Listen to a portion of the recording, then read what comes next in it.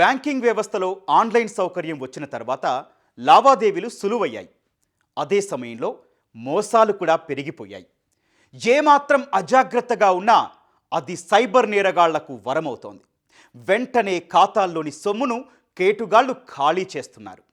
నేరం చేసేవాళ్లు ఎక్కడో ఓ చోట దొరికిపోవడం ఖాయం. ఇదే విధంగా బాపట్ల జిల్లా చీరాలలో ఓ విశ్రాంత వైద్యుడిని డిజిటల్ అరెస్ట్ పేరుతో కేటుగాళ్లు మోసం చేశారు. 1,10,00,000కు పైగా దండుకున్నారు. డిజిటల్ అరెస్ట్ వ్యవహారాన్ని పోలీసులు ఛేదించగా విస్తుగొలిపే అంశాలు వెలుగులోకొచ్చాయి.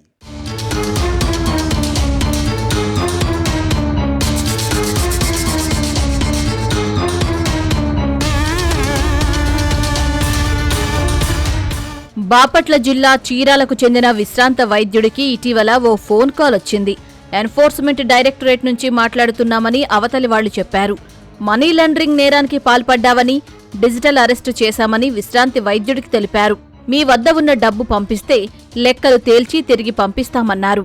ఇలా పలు దఫాలుగా 1,10,00,000 ఆన్లైన్ ద్వారా బదిలీ చేయించుకున్నారు. ఆ తర్వాత ఫోన్ కాల్ కట్ అయింది. డబ్బులు ఖాతాలో జమ కాకపోవడంతో మోసపోయానని గ్రహించిన విశ్రాంత వైద్యుడు చీరాల 1వ పట్టణ పోలీసులకు ఫిర్యాదు చేయడంతో కేసు నమోదు చేసి దర్యాప్తు చేస్తున్నారు.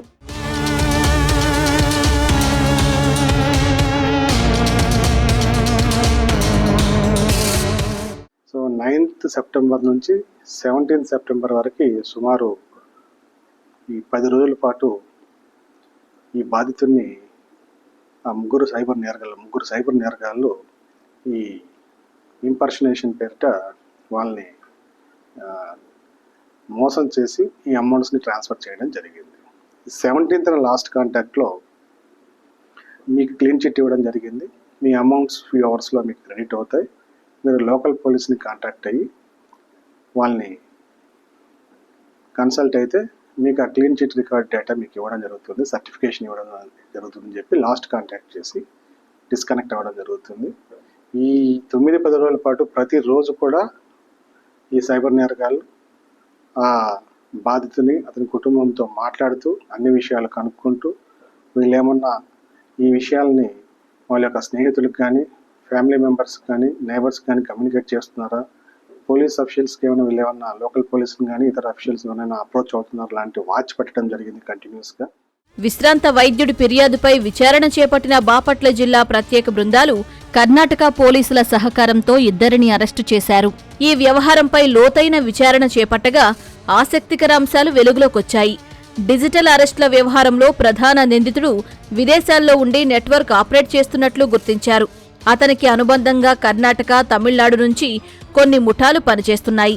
కర్ణాటక పోలీసుల సాయంతో బెంగళూరు ముఠాపై వలపన్నారు. మొత్తం 4 ఆచూకీ లభ్యం కాగా ఇద్దరిని అదుపులోకి తీసుకున్నారు. మిగతా వారి కోసం వేట సాగుతోంది. నిందితుల్లో ఒకరు బీటెక్ పూర్తి చేసి సైబర్ మోసాల్లో ఆరితేరినట్లు గుర్తించారు.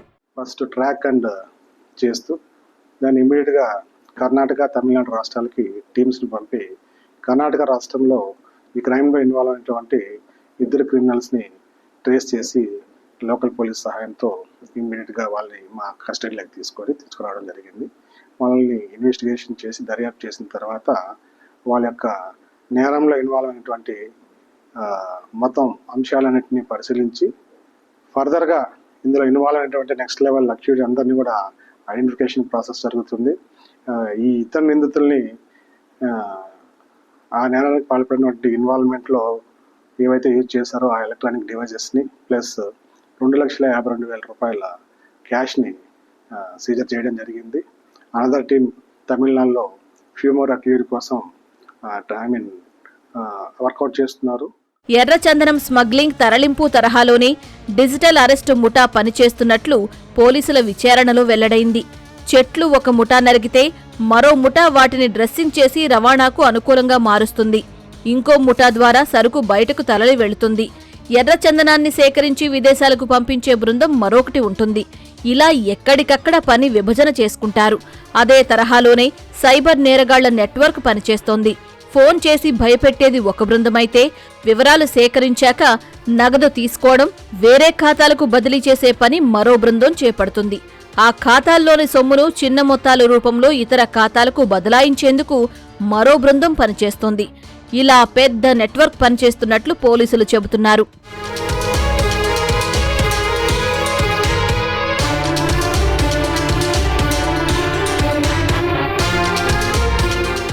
ఈ కేసులో నిందితులంతా కర్ణాటక, తమిళనాడు ప్రాంతాల్లో ఉంటున్నారు. డబ్బులు కాజేసిన గంటల వ్యవధిలోనే వీరి ఖాతాల నుంచి నగదు ఉత్తరప్రదేశ్, అస్సోం, త్రిపురలోని వేరే వ్యక్తుల ఖాతాల్లో జమైంది.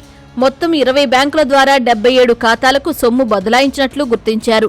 డిజిటల్ అరెస్టులనేవి అసలు ఉండవని, ఇలాంటి కాల్స్ వచ్చినప్పుడు అప్రమత్తంగా ఉండాలని పోలీసులు సూచిస్తున్నారు. ఎవరో కూడా మీకు తెలియని వ్యక్తులు ఎవరైనా మీకు ఫోన్ కాల్ చేసి మీ ఆధార్ నంబర్ గురించి కానీ, మీ బ్యాంక్ అకౌంట్ గురించి కానీ, లేదా మీ ఏవైనా డాక్యుమెంట్స్ కొనాయని కానీ, మీ ఎడ్యుకేషన్ సంబంధించిన సర్టిఫికేట్స్ గురించి కానీ, మీకు ఏదైనా ల్యాండ్ ఉంటే లేదా ప్రాపర్టీస్ ఉంటే వాటికి సంబంధించి కానీ, మీరు ఎక్కడైనా ఇబ్బందుల్లో ఉన్నారని చెప్పనేసి ఏవైనా కాల్స్ వస్తే దయచేసి మీరు భయపడి వాళ్ళ కాల్స్కి బెదిరిపోయి మీ అకౌంట్ డీటెయిల్స్ తెలియపరచడం కానీ, లేదా మీ దగ్గర ఉన్న అమౌంట్స్ వాళ్ళకి వేయడం కానీ చేయొద్దని చెప్పనేసి కోరుకుంటున్నాము.